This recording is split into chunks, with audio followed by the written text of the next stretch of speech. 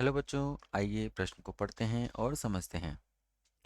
हमें दिया गया है यहाँ पर कि एक्स वाई त्रिभुज एबीसी की भुजा बीसी के समांतर एक रेखा है। देखिए, रेखा एक एक्स वाई है जो त्रिभुज एबीसी की भुजा बीसी के समांतर एक रेखा है। अब यदि बीई समांतर है एसी के और सी एफ समांतर है एबी के, रेखा एक्स वाई से क्रमशः ई व एफ पर मिलती है। एक्स वाई पर ई और एफ पर मिलती है, तो हमें दर्शाना है कि त्रिभुज ए बी ई का क्षेत्रफल त्रिभुज ए सी एफ के क्षेत्रफल के बराबर होगा। देखिए, यहाँ पर हम सबसे पहले प्रश्न की मुख्य अवधारणा पर आते हैं और मुख्य अवधारणा हमारी क्या होगी वो लिखते हैं। मुख्य अवधारणा।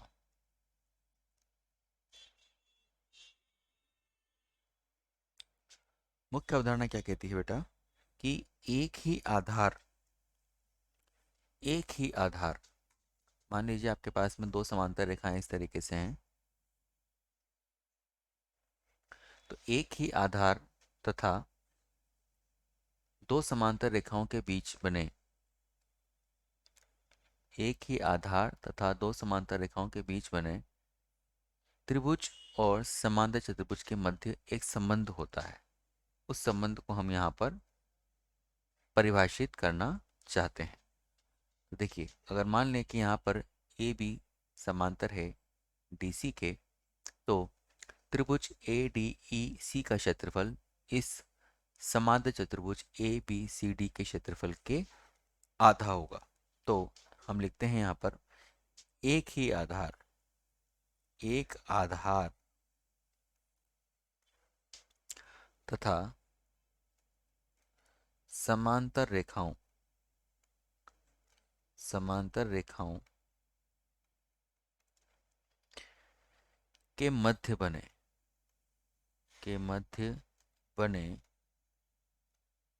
त्रिभुज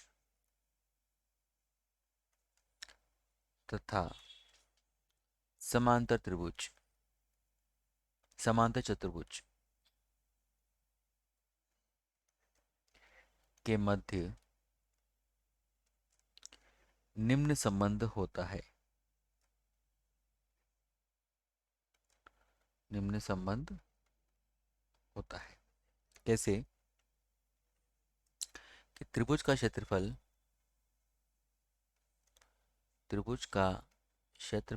जो है समांतर चतुर्भुज या चतुर्भुज के क्षेत्रफल का आधा होता है। इस प्रकार के चतुर्भुज जो बनते हैं उसके क्षेत्रफल का आधा होता है। तो देखिए, हम प्रश्न को हल करते हैं। हम यहाँ पर प्रश्न का हल,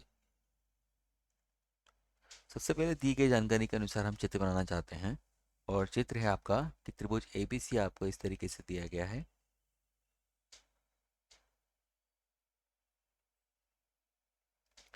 त्रिभुज ए बी और सी। अब इसके समांतर कोई रेखा है आपके पास जो है एक्स वाई, किसके समांतर, बी सी के समांतर। मान लीजिए वो यहाँ पर इस तरीके से है, यह एक्स है और यह वाई है, ठीक। और साथ ही बीई, बीई रेखा एसी के समानांतर दी गई है, तो हम यहाँ पर इस तरीके से इसको बना सकते हैं।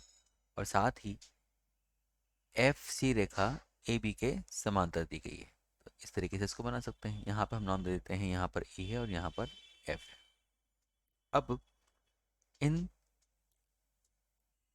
यह समांतर है इसके और यह समांतर है इसके। तो देखिए जरा,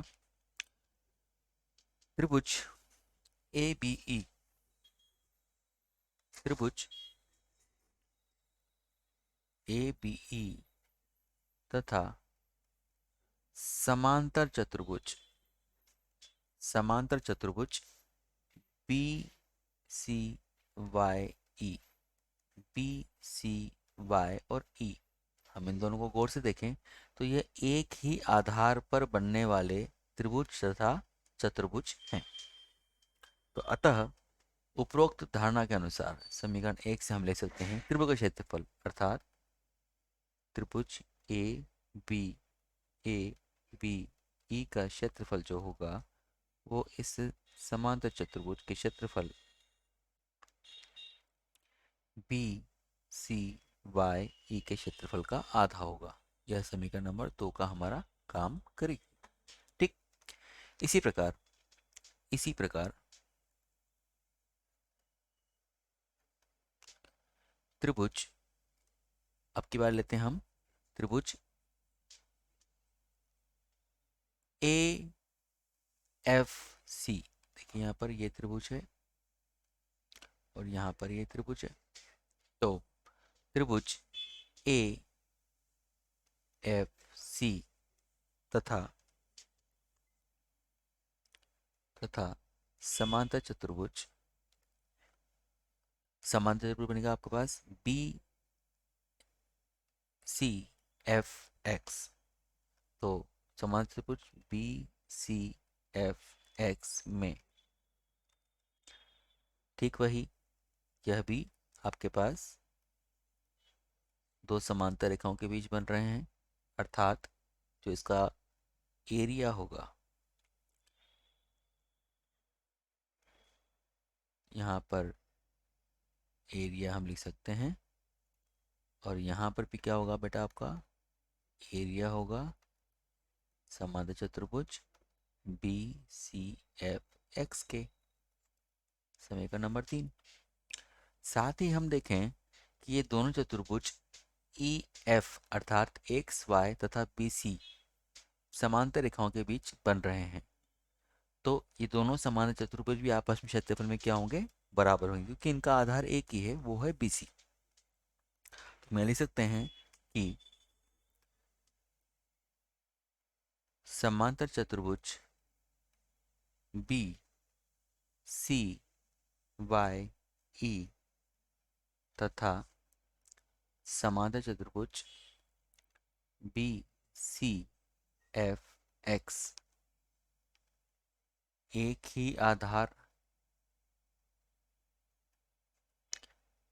तथा समांतर रेखाओं के बीच है, रेखाओं के बीच हैं। अतः इनके क्षेत्रफल आपस में बराबर होंगे, अर्थात त्रिभुज चतुर्भुज बी सी वाई ई का क्षेत्रफल चतुर्भुज बी सी एफ एक्स के क्षेत्रफल के बराबर होगा। तो अब देखिए यहाँ पर समीकरण 2 व 3 व 4 से समीकरण 2 3 व 4 से आपके पास इनके क्षेत्रफल आपस में बराबर हैं, अर्थात हमारे जो त्रिभुज हैं त्रिभुज ए बी ई का क्षेत्रफल त्रिभुज ए सी एफ के क्षेत्रफल के बराबर हो जाएगा। तो इस प्रकार से हमारा यह प्रश्न जो है वो सिद्ध हो जाता है। इति सिद्धम। मुझे उम्मीद है बच्चों आपको ये प्रश्न समझ में आया होगा। धन्यवाद।